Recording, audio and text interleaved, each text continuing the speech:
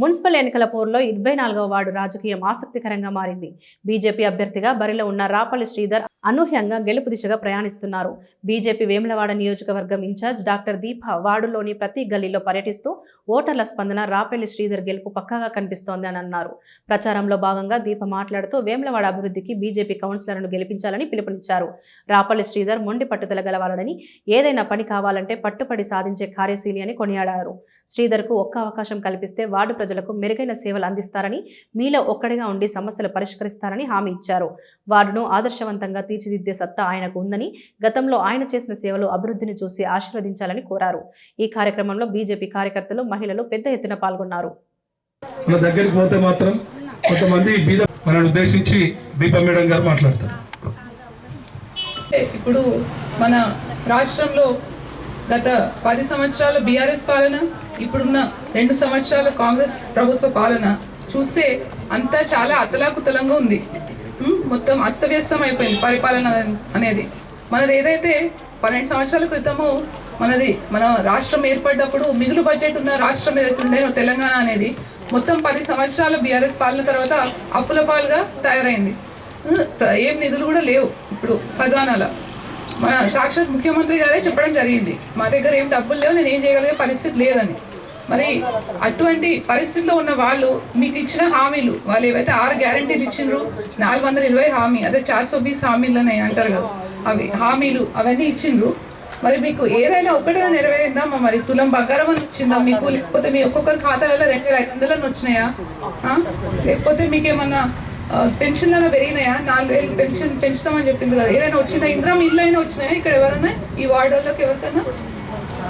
ఆ ఇంద్రమ్మ ఇళ్లలో కూడా 3 లక్షలు ఏదైతుందో అది కేంద్ర ప్రభుత్వం వాటానే ఉంది. కేవలం 2 లక్షలే మన రాష్ట్ర ప్రభుత్వం ఇచ్చేది ఉందంట.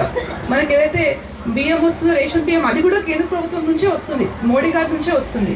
అందుబాటులో ఉండే వ్యక్తి, మీరు ఏ టైంలో ఫోన్ చేసినా కానీ ఇమ్మీడియట్గా మీకు ఏ ఇబ్బంది ఉన్నా కానీ తీరుస్తారు. అండ్ బండి సంజయ్ గారు ఉన్నారు మనకి, కేంద్ర మంత్రివర్యులు. వారి ద్వారా కూడా మరి వారు పుట్టి కేంద్రం నుంచి వచ్చే నిధులే కాకుండా వారి ఎంపీ ల్యాడ్స్ ద్వారా కూడా, సిఎస్ఆర్ ద్వారా కూడా వారు ఎన్నో సేవలు అందిస్తున్నారు. మన వేములవాడ ఏరియా హాస్పిటల్కి 2 కోట్ల విలువ గల పరికరాలు ఇవ్వడం జరిగింది. ఎందుకంటే మన సామాన్య ప్రజలకి కూడా మంచి ఆధునికమైన వైద్యం వారికి అందాలని చెప్పి. మళ్ళీ పిల్లలకు కూడా, స్కూల్ పిల్లలకి 10వ తరగతి మన గవర్నమెంట్ స్కూల్లో ఉన్న పిల్లలకు అందరికీ కూడా వారు ఉచితంగా సైకిల్ పంపిణీ చేయడం జరిగింది. మేము కూడా గతంలో ఎన్నో అభివృద్ధి కార్యక్రమాలు చేసినాము. ఇదివరకు మీకు తెలుసు, వాటర్ ప్లాంట్లే కానీ, అంబులెన్స్లే కానీ, ఓపెన్ జిమ్లు, ఇట్లాంటివన్నీ. సో నేను చెప్పొచ్చింది ఏంటంటే, మీరు కనుక బీజేపీకి ఓటు వేస్తేనే మీ జీవితాలు బాగుపడతాయి, మీ పిల్లల బతుకులు బాగుంటాయి. లేదంటే మీరు వేరే ఏ పార్టీకి ఓటు వేసినా కానీ మీ ఓటు బేకార్ అని చెప్పి గుర్తుపెట్టుకోండి. ఈ విషయం గుర్తుపెట్టుకోండి. చివరిగా నేను ఒకటే మాట చెప్పదలుచుకున్నా, ఏంటంటే బీజేపీకి ఓటు వేయండి, బీజేపీని గెలిపించండి, తెలంగాణని కాపాడండి. ధన్యవాదాలు. మన బీజేపీ నాయకత్వం వాళ్ళ తరపున నేను చెప్పదలుచుకున్నది ఒక్కటే మీకు. మన ఎజెండా ఏంటిదంటే, ఒక ఆడపిల్ల పుడితే 10,116, రెండవది ఆడపిల్ల పెళ్ళికి 20,116, మూడవది మీరు ఇల్లు కట్టుకోదలుచుకుంటే, మీరు ముగ్గు పోసుకుంటే 50,116, నాలుగవది మీ వార్డులో ఒక వాటర్ ప్లాంట్ నిర్మాణం, ఇంటింటికి ఫ్రీగా తాగునీటి సరఫరా. ఈ 4 హామీలల్లో ఏది జరగకున్నా కూడా వారి తరపున నాది బాధ్యత. మీరందరు నా దగ్గరికి వస్తే మనమందరం పోయి వాళ్ళ ఇంటి ముందర కూర్చొని బైఠాయించి మరి వాళ్ళు ఇచ్చిన హామీలు మనం నెరవేర్చుకుందాం. కాబట్టి దయచేసి నేను మిమ్మల్ని అందరినీ కోరుకునేది ఒక్కటే, దయచేసి కమలం పువ్వు గుర్తు మీద ఓటేసి మన రాపల్లి శ్రీధర్ స్వామి గారిని గెలిపించాలని మనస్ఫూర్తిగా కోరుకుంటున్నా. కూడా 19 ఏళ్ల క్లబ్, మా Lions club first international award madam, నేను ప్రెసిడెంట్గా ఉన్నప్పుడు మల్టిపుల్ బెస్ట్ ప్రెసిడెంట్ అవార్డు కూడా తీసుకోవడం జరిగింది మా క్లబ్ నుంచి కూడా. శివదీక్ష సత్రం సేవలు కూడా మీకు తెలుసు, నేను ఊరికే చెప్తున్నా అనుకోకుర్రమ్మా, అట్లే మీకు సేవ చేసే భాగ్యం అనుకుంటా, అంతే. వేరే విధంగా నన్ను భావించకూడదు. దీక్షలో ఉన్న రాజన్న దీక్షలో ఇంతప్పుడు కూడా శివయ్య అమ్మవారిని వేడుకుంటాడు భిక్షలాగా, అట్లా మీ అందరినీ నేను వేడుకుంటున్నా. ఖచ్చితంగా కూడా మీకు సేవ చేసే అవకాశం ఇవ్వాలి. ఎందుకంటే అమ్మ, ఎవరో వాళ్ళు ఓటమి భయంతో మీకు ఎన్నో విధాలు చెప్తుర్రు, స్థానికమని ఇంకో అని ఇంకేదో అని. మనం ఇంటి పన్నులు అన్ని ఎవరికి కడతామమ్మా? ఇంటి పన్ను ఎవరికి కడతాం? రాష్ట్ర ప్రభుత్వానికి. నల్ల పన్ను ఎవరికి కడతాం? రాష్ట్ర ప్రభుత్వానికి. కేంద్ర ప్రభుత్వం అయినా కూడా మనకు నిధులు ఇస్తుంది, మహిళలకు కూడా గౌరవంగా చూస్తుంది. అయినా అమ్మ నాకు చేసే శక్తి ఉంది. నేనేదో కళ్ళపల్లి మాటలు చెప్పాను, నాతోటి కాదు. ఈ జీవితం, ఈ జీవనం, మనిషి పుట్టుక అనేది చావు గురించే. ఆ చచ్చే ముందు మంచి పేరే అవసరం. అదొక్కటే నేను తాపత్రయపడేది. మా తాత అట్లే, మా అమ్మ అట్లే. మా అమ్మ కూడా చనిపోయింది, చెప్పేది ఊకే మంచి పేరు ముఖ్యమని. అదొక్కటే నేను సంపాదించుకున్నా. అదే మాటతోటి మీకు మాటిస్తున్నా. దీక్షలో రాజన్న మాలలా మాట్లాడింది ఏదైనా తప్పితే ఇప్పుడు చెల్లన్నది, లారీ కానీ ప్రసన్న కానీ మా ఇంటికి వచ్చి కూర్చోవాలని ఆ స్థాయికి నేను ఎప్పుడు రాని. అమ్మ మీ ఇంటి ముందట కూర్చొని నేను మీకు కాపలు ఉండైనా మీ అన్నలాగా ఏ పనైనా చేస్తా. ముందుగా నేను కొన్ని సమస్యలు వార్డులో గుర్తించడం జరిగింది. రోడ్లు, అలాగే ఇక్కడ వాటర్ ప్లాంట్ అనేది ముఖ్యం. ప్రతి ఒక్కరు కూడా ఎక్కువ డబ్బులు పెట్టి వాటర్ ప్లాంట్ దాకా పోయి కొనుకొచ్చుకుంటుర్రు. ఆ పరిస్థితి రానియా. ఫస్ట్ భగవంతరావు నగర్ మరియు అంజనీ నగర్ ఇవి కొద్దిగా ఎక్కువగా ఇండ్లకు నీళ్ళు తీసుకునే వాళ్ళు ఉన్నారు. ఈ రెండు చోట్లలో కూడా మా మేడం ఆయిండు, మా సార్ కూడా వాళ్ళు గొప్ప మనసున్న వాళ్ళు. మనకు విద్యాసాగరరావు గారు తెలుసు, గవర్నర్గా చేసిర్రు, మనకు మంత్రిగా చేసిర్రు. వారి గౌరవమైన బాటలు నడిచేవారు వాళ్ళిద్దరు గౌరవంగా.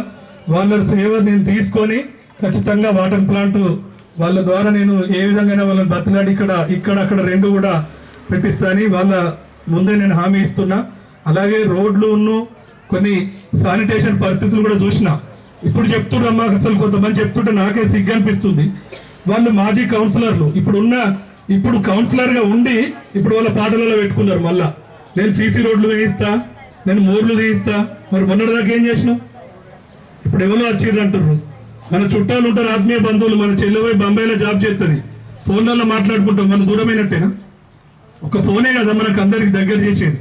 ఆ ఫోన్ నేను ఎప్పుడైనా మీకు అందుబాటులో ఉండకపోతే నిజంగా నేను తొమ్మిది పోతుంటే నా కాలర్ పట్టచ్చు మీరు. అట్లాంటి వ్యక్తిత్వం ఉన్నది. మా వాడకట్టులు ఎవరైనా చెప్తారు. మనకు ఒక బంధం అనేది ఏర్పడ్డదమ్మా. ఆ బంధుత్వాన్ని నాకు కాపాడి నన్ను గెలిపిస్తారని అనుకుంటున్నా. నేను ఒకసారి మీరు గట్టిగా నాకు చేతులు లావట్టి దీవిస్తే నేను గెలిచినాను అనుకుంటా అమ్మా. ఖచ్చితంగా కూడా ఒకసారి మీరు చేతులు లావట్టి నన్ను దీవించాలి. ఇదే నా గెలుపు అనుకుంటున్నా అమ్మా. అందరికీ ధన్యవాదాలు. మరి నేను ఎన్నికల మేనిఫెస్టో అమ్మా, ఇది అందుకే మీకు అందరికి ఇచ్చిన. దయచేసి తల్లి, ఇది ఎవ్వరు కూడా బయట వారేయద్దు, మీ ఇండ్లలో ఉండాలి. ఇది రేపు గెలిచేది మనమే. మీకు తెలుస్తుంది ఇప్పుడు ఆ ఎదురుగా మిగతా ఇద్దరు ఎట్లున్నాయి అనేది మీకు తెలిసిపోయింది. మనం గెలుస్తున్నాం అనే వాళ్ళు లేనిపోని మాట్లాడుతుండ్రు, వెనుకకు అడిగెత్తుండ్రు. ఇది మీ దగ్గర పెట్టుకుంటే నా సెల్ నెంబర్ కూడా ఉందమ్మా. ఇన్ని రోజులంటే సెల్ నెంబర్ లేదన్నారు. ఇప్పుడు ప్రతి ఇంటికి నా సెల్ నెంబర్ కూడా ఉంది. ఇలా మీరు ఫోన్ కూడా చేయొచ్చు. ఈ సాయంత్రం నుంచి మేము ఒంటరిగా తిరగాల్సి ఉంటుంది. ఈ మేనిఫెస్టో నేను అమలు చేస్తేందుకే మీకు సెల్ నెంబర్ కూడా ఇవ్వడం జరిగింది. ఇంతవరకు 28 వార్డులలో దాదాపు ఒక 200 మంది పోటీ చేస్తారు, కానీ ఎవ్వరు సెల్ నెంబర్ ఇవ్వలేమ్మా. మీరు గమనించారు దయచేసి. నేను సెల్ నెంబర్ కూడా అందులో వేసిన. అందుకే నేను గెలిచినట్టయితే అమ్మ, ఆడపిల్ల పుడితే 10,000 ఫిక్స్డ్ డిపాజిట్ నా వంతు బాధ్యతగా. మన ఇంటికి వచ్చిన కోడలకు పుట్టిన ఆమెకు ఓటు ఉండనే ఉండకపోని మన ఇంటి ఆడబిడ్డను ఎక్కడికి ఇచ్చినా కూడా నేను ఖచ్చితంగా చేస్తా తల్లి మీ తరఫున. ఆడపిల్ల పెళ్లి కట్నం కూడా 20,116.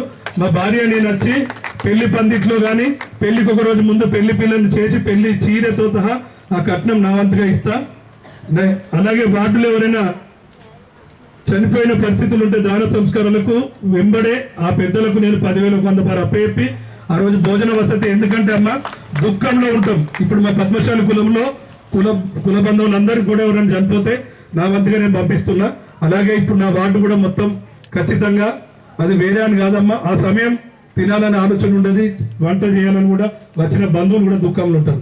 అదొక ఉద్దేశంతో తప్ప వేరే కాదమ్మా.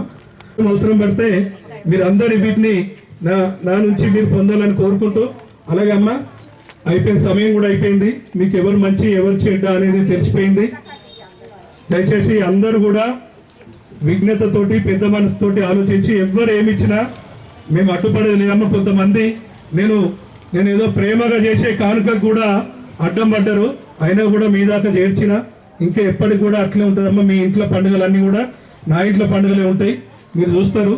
దయచేసి నేను మీకు దీక్షలో ఉండి కూడా మీ ఇంటి చుట్టూ రావడం ఒక్కొక్కసారి మేము గురుసాములము వాళ్ళ ఇంటికి రావాలని కోరుకుంటారు. కానీ రాజన్న మీ ఇంటికి ఇన్ని రోజులు ఇట్లా తిప్పిన దీక్షలో మీరు వేసే ప్రతి ఓటు కూడా రాజన్న దీక్షలో ఉన్న భక్తునికి రాజన్నకు వేసి గెలిపించినట్టమ్మా. మీరు ధర్మంకు నిలబడ్డట్టే అవుతుంది. దయచేసి నాకు ఒక అవకాశం ఇస్తారని నేను వేడుకుంటూ మీలో ఒకరి లెక్క నన్ను ఆత్మీయంగా ఉంచుకుంటారని చెప్పి కూడా నేను కోరుకుంటున్నామ్మా. మళ్ళొకసారి మీ అందరికీ శిరస్సు వంచి మీ అందరి దగ్గర వేడుకుంటున్నా. నేను భవతి భిక్షాందేహి అమ్మ, అందరికి కూడా అన్నపూర్ణ దేవుని దగ్గర వేడుకున్నట్టు ఖచ్చితంగా కూడా గెలిపియాలి అందరు కూడా. ఓం నమః శివాయ.